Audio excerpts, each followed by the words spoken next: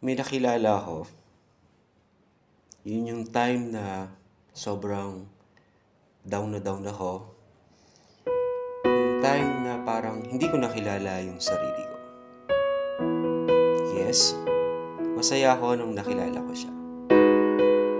Kumbaga parang nagkakulay uli yung mundo ko.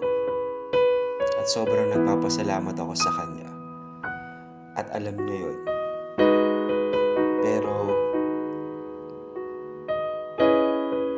binitawan ko siya.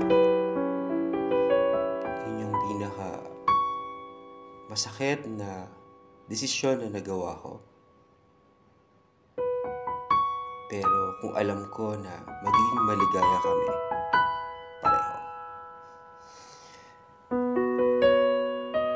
Nagka-chat, kasama, kwentuhan, to the point na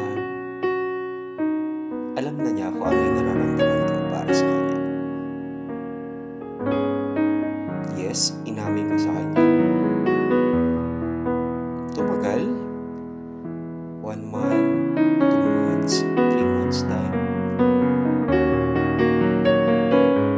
Pero hindi ko inaasahan na mangyayari yung ganun kabilis. Mawawala.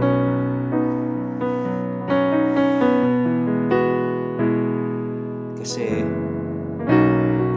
alam niya kung gaano ko siya mahal. Alam niya kung gaano ko siya i-care. Alam niya kung gaano ko siya sinuportahan sa mga bagay. It's not about yung sabihin mo na mahal mo siya, hindi yun eh. Yung maparamdam mo sa kanya. At alam kong naramdaman mo yun. Pero pinagtagpo kami sa pagkakataon na hindi pa para nakatadhana. Alam mo kung bakit? Kasi meron pala siya. Pero sana inamin na mas maaga para nag-stop ako. Kaya pala yung time na nararamdaman ko na parang hindi man niya sabihin sa akin, pero actions tell me that please stop.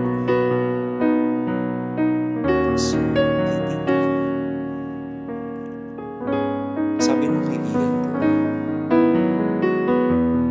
bakit mo siya pinalaya?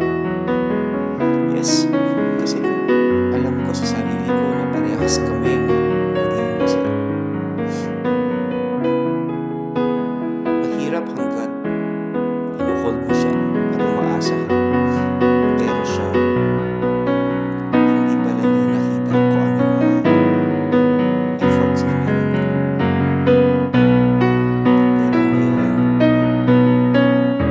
unti-unti nang nag-heal. Yes. Unti-unti nang masakit. Yes, masakit. Pero unti-unti nang nag-move on. Yes. At kung sakaling man mag-cross ulit yung landas namin, kaya ko na siyang tingnan. Kaya ko na siyang titigan. Na wala nang pagmamahal. Kasi alam ko sa sarili ko na binigay ko sa kanya lahat.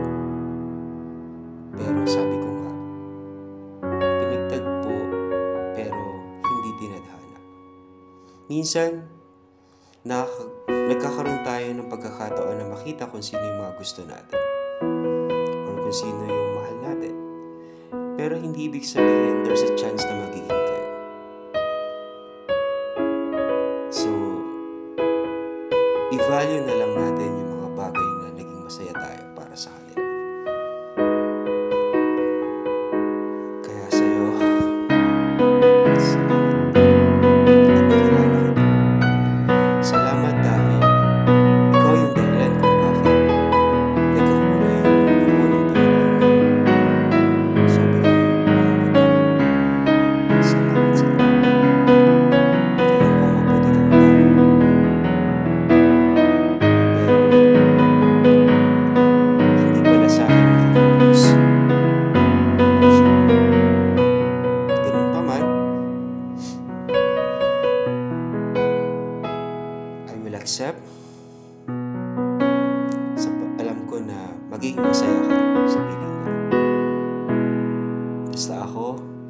Sabi ko nga sa'yo,